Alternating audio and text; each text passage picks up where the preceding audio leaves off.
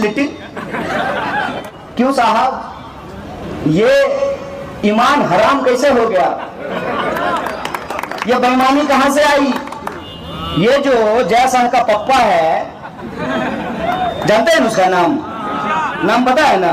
हाँ, ये जयसंघ का जो पप्पा है, इसका बुद्धि तब क्या हो गया था जब छत्तीसगढ़ में हमारे पास जो है 60 से ज्यादा सीट है। इसके बुद्धि को तब क्या हो गया जब हिमाचल में हमने सरकार बना ली। इसके बुद्धि को तब क्या हो गया जब राजस्थान में हमने सरकार बचा ली। सरकार कहां ये तोड़ ले रहे हैं और सरकार कहां ये नहीं तोड़ पा रहे हैं, उसको तो आप समझते हैं ना। प्रधानमंत्री तो हूं नहीं, इसीलिए मन की बात नहीं करूंगा, आपके हमारे दिल की बात करूंगा। मोदी जी सरेआम दिन दहाड़े चौक चौराहा उनको चाबुक से भी पीटेंगे ना, तब भी वो कहेंगे बहुत मजा आ रहा है। अभी भी अगर आप भारतीय जनता पार्टी के नेताओं का तकरीर सुनेंगे, उनका भाषण सुनेंगे, तो वो इस चुनाव में भी यह दम्भ भरते हैं कि हम छोटा मोदी बनेंगे। और यह जो खेल है, ये खेल कोई नया नहीं है। इनके पुरखे जिन अंग्रेजों की चापलूसी करते थे, उन्हीं से ये सीख करके आए हैं। असली मसला ये है, कहते हैं कि जो कभी पांव में छाले नहीं देखे हैं, उसको दूसरे का दर्द समझ में नहीं आया है। एक बात बोलते हैं ना, बंदर क्या जाने आदि का स्वाद। इस मुहावरे को हमने थोड़ा बदल दिया है। बंदर क्या जाने आदि का स्वाद और भाजपाई क्या जाने आजादी का स्वाद।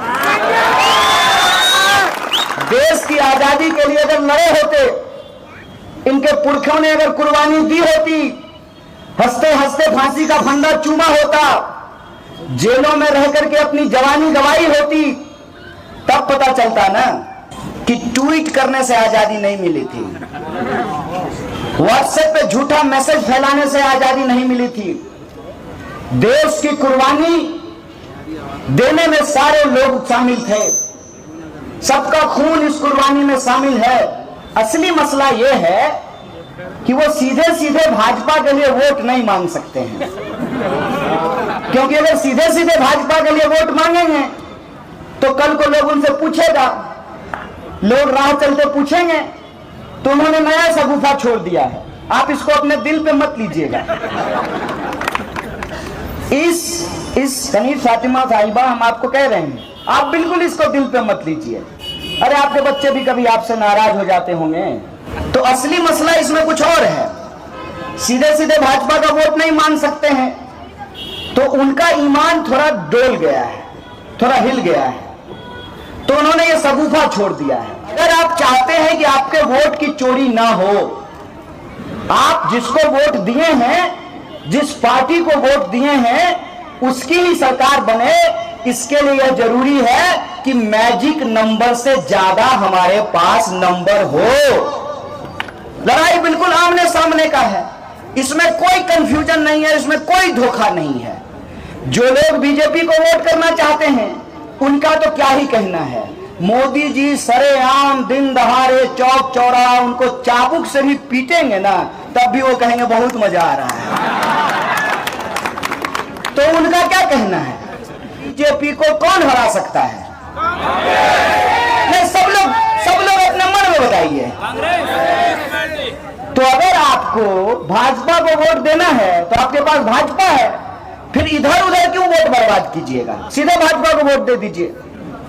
अगर भाजपा को वोट नहीं देना है, भाजपा की सरकार पलटनी है, तो आपके पास एकमात्र विकल्प है। क्या है उसका नाम? भारतीय राष्ट्रीय कांग्रेस उसका नाम है।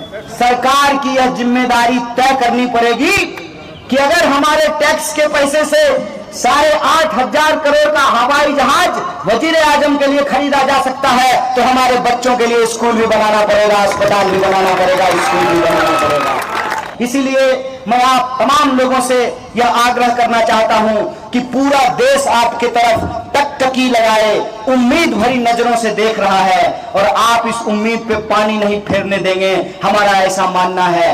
तो मैं आपसे यही आग्रह करना चाहता हूं कि यह लड़ाई दो दल के बीच की लड़ाई नहीं है, यह लड़ाई दो विचार के बीच की लड़ाई है। और अगर आप मोहब्बत में भरोसा करने वाले लोग हैं, बोलिए मोहब्बत में भरोसा करने वाले लोग हैं कि नहीं है?